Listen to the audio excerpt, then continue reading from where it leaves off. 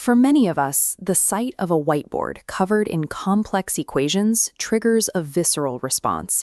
It's a specific kind of anxiety born from the idea that mathematics is a foreign language, a cryptic code reserved for a select, gifted few.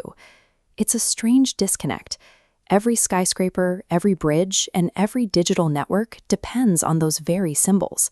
Our entire civilization is built on a language that most of us feel we can't speak. But the source of this tension isn't a lack of intelligence. Modern neurobiology has begun to reveal that the human brain isn't actually a blank slate when it comes to math.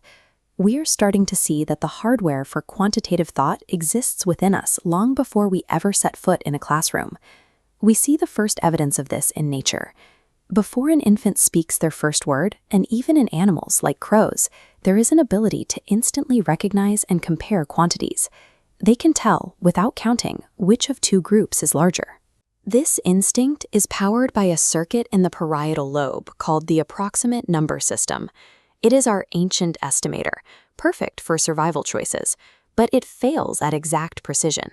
It can tell 5 from 10, but cannot distinguish 45 dots from 46.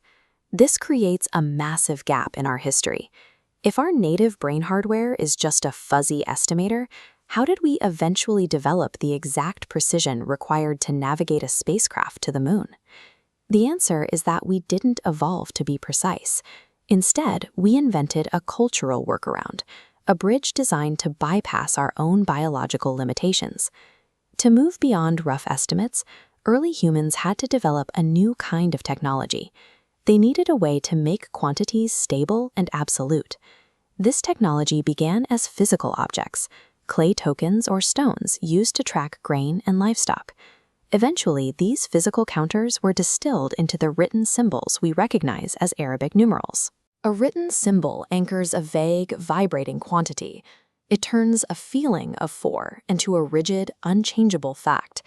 Written numbers essentially act as an external hard drive. By storing precision on a page or a screen, we free our brains from having to rely on our inaccurate biological instincts. But the brain still has to process those symbols. The challenge for our neurobiology is connecting an invented modern technology to our ancient biological hardware. When you see a number, the process begins in the visual cortex. Your brain first recognizes the physical shape of the symbol.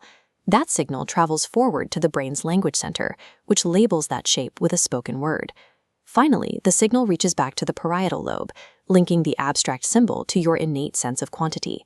This handshake closes the circuit, giving the number a concrete weight in your mind.